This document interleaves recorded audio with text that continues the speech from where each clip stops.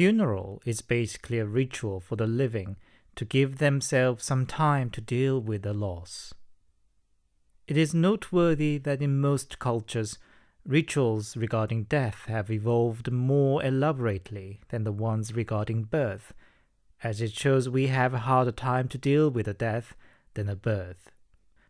Probably we want to think that all these funeral rituals could do something for the dead too.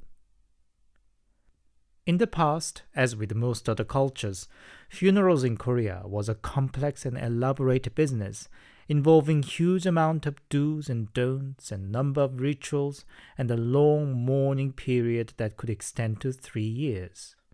Of course, nobody can afford such a lengthy and costly process anymore, and nowadays 3-day funeral has become the standard. In the past, funerals took place in the deceased's home. The body would be washed and put into the shroud made with hemp fabric by the family members themselves or an undertaker brought in. The body would be kept in the room but not viewed by the visitors and would be often laid behind a screen. A small shrine would set up in front of it with offerings of food and an incense burner so that the visitors could offer incense. The family members in mourn wore mourning dress made with the same hemp fabric as with a shroud.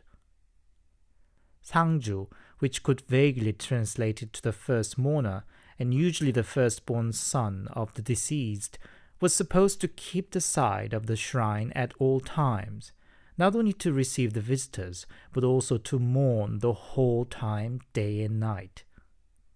Close family members and some visitors would stay overnights to keep the company to the first mourner and occasionally to take over the role during his break. For the same reason, the house in mourn had its door opened and was kept bright at all times during the funeral period. The reason for this grueling task was to demonstrate the sincerity of their mourning first to the others, but also to the deceased him or herself, because it was believed the soul of the deceased lingers around during the funeral until the burial. Behaving disrespectably or talk badly of the deceased would be considered bad in any culture, but in Korea it's especially a taboo for the same reason. Nowadays, most funerals take place in the professional funeral homes, often operated by general hospitals as their side business. The body would be kept in mortuary cabinet. Both the family and visitors would wear modern black clothing. Neither the family members nor the visitors would be expected to stay awake overnight anymore. But the idea that the soul of the dead lingering on persists, though not many would take it seriously anymore. The 5 allegedly true stories about funerals and funeral homes in Korea that we are going to listen to today are all based on the same notion too. As always, handpicked, translated, and narrated by your host, Anthony.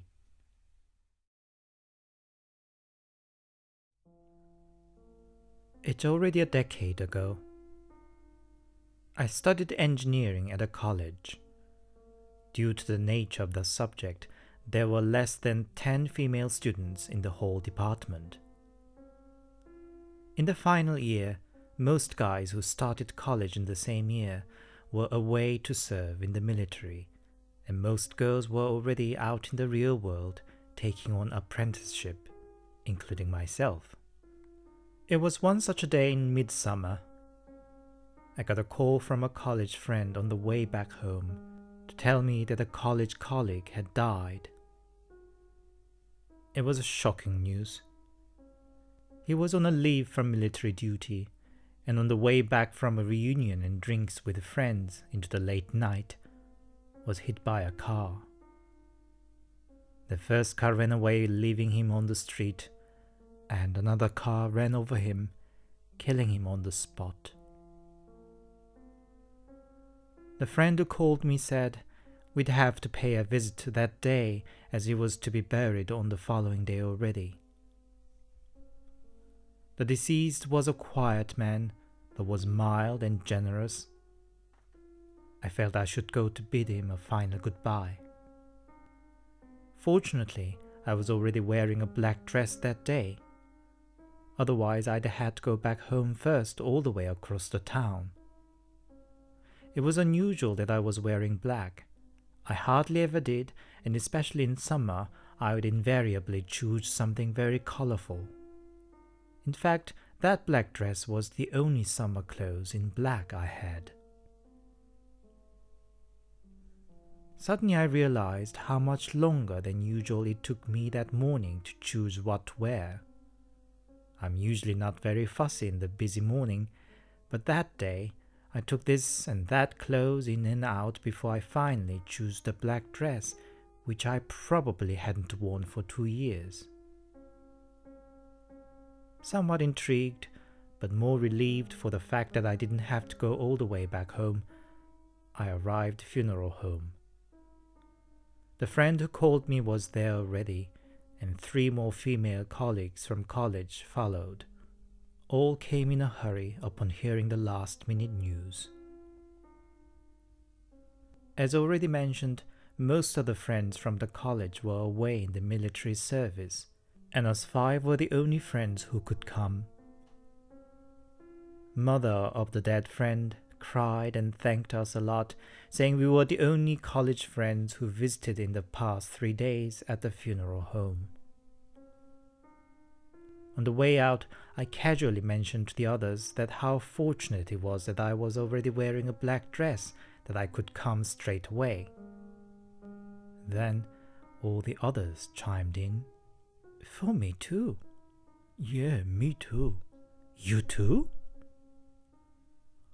All 5 girls, for some reason, chose to dress in black that day, against the usual habit. We all fell silent a while. We came to a conclusion that he must have been so lonely, not having seen any friends for 3 days. He must have been calling us in, so we all unconsciously chose to get ready for his funeral. We cried on the street holding each other with raw sadness.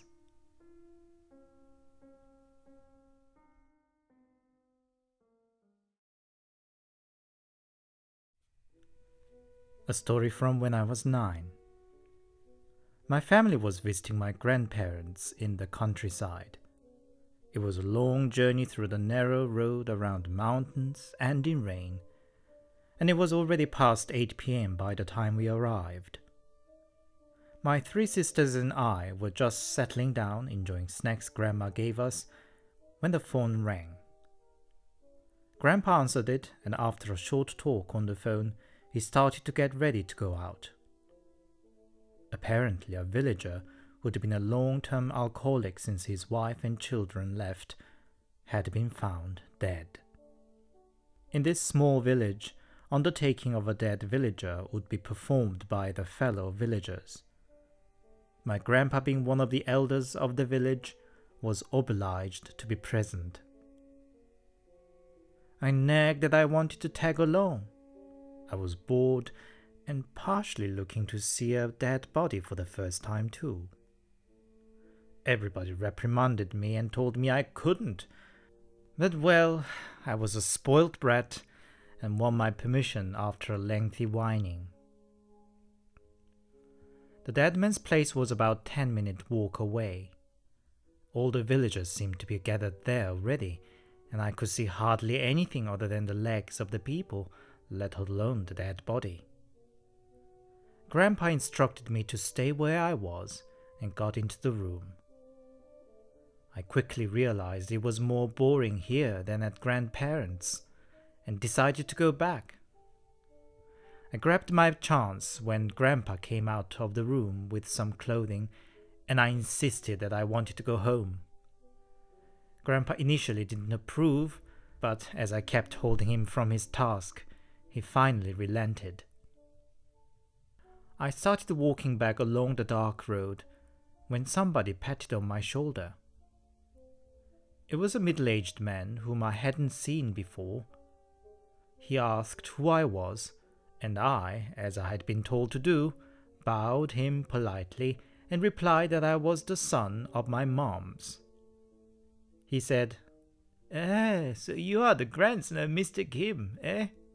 What are you doing alone at night?" And then offered that he'd accompany me back home. Walking along holding his hand, we chatted, and he told me that I should listen to my parents. He also sang deliciously. Upon arrival, the man called out my parents and gave them a little lecture that they shouldn't let a child going around alone at night.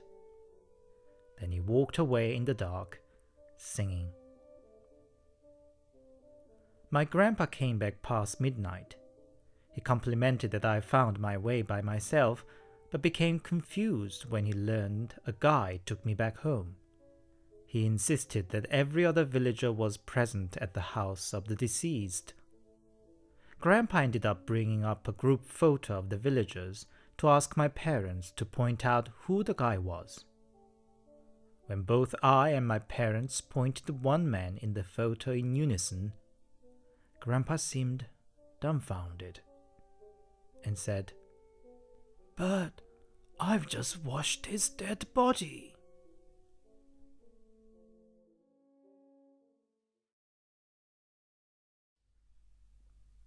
It happened 3 years ago. My eldest uncle was suffering the final stage of stomach cancer. Doctors finally gave up and recommended he spend his last few months back home. My uncle had divorced and lived with his girlfriend, who was plain despicable. While he was dying home, she was out having fun on uncle's expenses. An auntie once visited him and found a pot of porridge had turned to the breeding ground of maggots left in the kitchen. But my uncle seemed still in love with her and didn't do anything against her. For the last few days, he was back in the hospital due to severe pain. Many a family member came to visit and stayed around his deathbed, but strangely, he passed while everybody was out. I was out to see a friend. My brother was out to buy a cigarette. Mom was talking on the phone. Grandma to wash hand towels. And Aunt to talk to a nurse. In that brief few minutes while his room was totally empty, he died, all alone. After 3 days at the funeral home, before he was moved to crematorium, we were giving him one last bow. Then the youngest aunt, who had been suffering a bad back, suddenly stood straight up. It looked like she wasn't standing up by her own will, but more like a puppeteer pulling her up by her hair.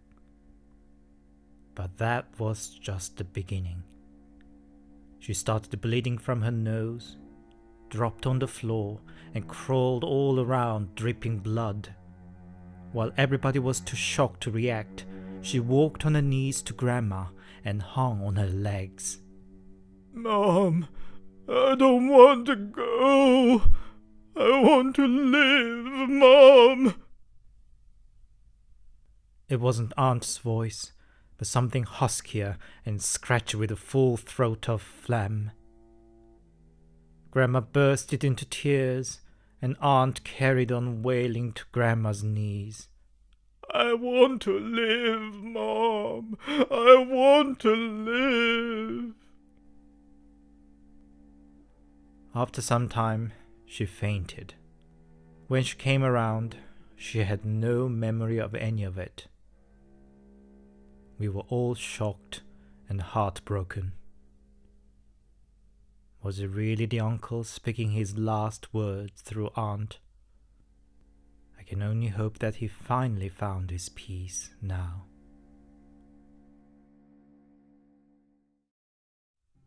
One muggy summer night, I was on my way back late from work.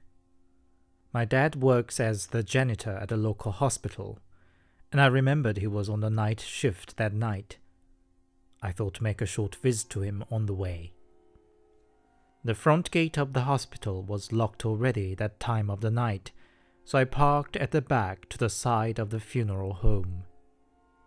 As I passed the funeral home, there seemed at least one funeral taking place, but looked empty with no guests. Anyway, I got some tea for my dad, and we chit-chatted a little. By the time I got out, time was heading 11 p.m. Despite the night rain, the air was still heavy and muggy. As I pulled my car off the parking lot, I noticed a black hearse parked bang in the middle of the parking ground, which made it awkward for me to maneuver, and I had to slowly drive around the hearse before I could get out of the parking lot. It felt a little bit eerie, but I didn't pay too much attention. Back home, I went straight to bed. Then in the middle of the night, I was woken up by bluish light flickering from the window. There were two blue eyes, glaring like two flames. I tried to make out more features of the face, but under the shadow drawn by a rag of a hat, I could only make out those blue eyes. At first I was stunned, but soon got furious. I jumped up and opened the window and shouted with a voice so low and authoritative that I couldn't believe it was my own. "How dare you invade my space? How dare you trying to possess me? Do you know who I am? Get out and go back to where you belong!" I couldn't believe I was saying what I was saying in the voice I was saying. At my stern scold, the room shook like during an earthquake, and the air filled with bluish auras. A few thundering followed from the rainy sky, and the blue-eyed thing finally vanished. I felt victorious. But as the initial anger dissipated, I felt a surge of sympathy for that thing. I went back to bed, and then I woke up drenched with cold sweat. It was a dream, but so vivid and real, I could not easily shake it off. I wondered if this could have had anything to do with the hearse I drove around. I prayed for the peaceful rest of the deceased, because what I felt that night behind those scary blue eyes was actually a life that had been hard and lonely.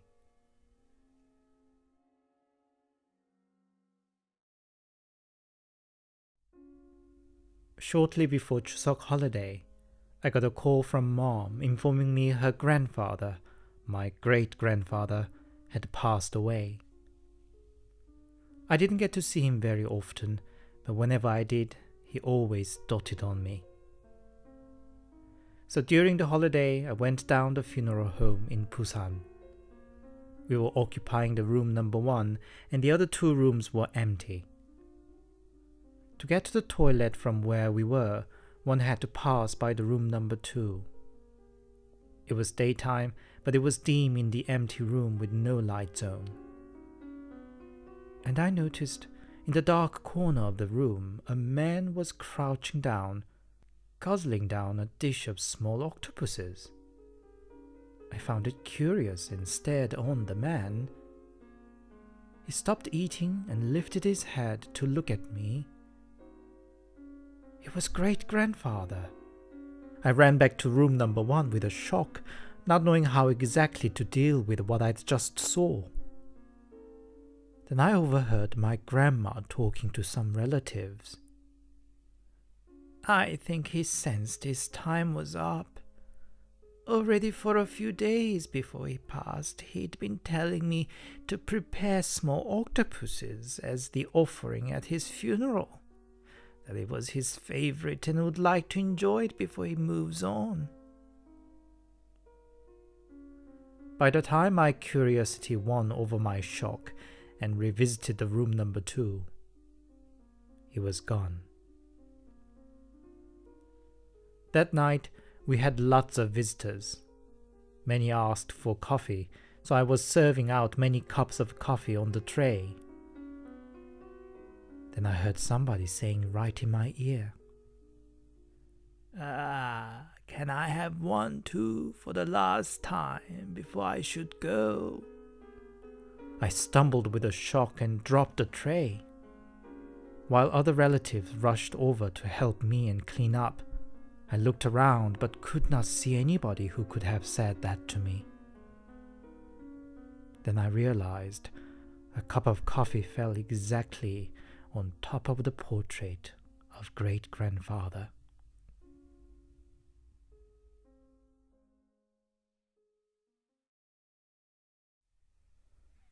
Hi, it's Anthony here. Thank you very much for your listening. Last time I mentioned it was going to be a trilogy regarding death, but apparently I forgot to include funerals. So now it's actually going to be a 4-part series, basically about how death is perceived and ritualized in cultural and spiritual sense in Korea. Last time we took a look at Korean Grim Reapers as the death personified. If you missed it, make sure you check it out. Links in the description. And today, the funeral. And next time, we'll look at the journey down to the underworld. So stay tuned. Until the next, stay safe and take care.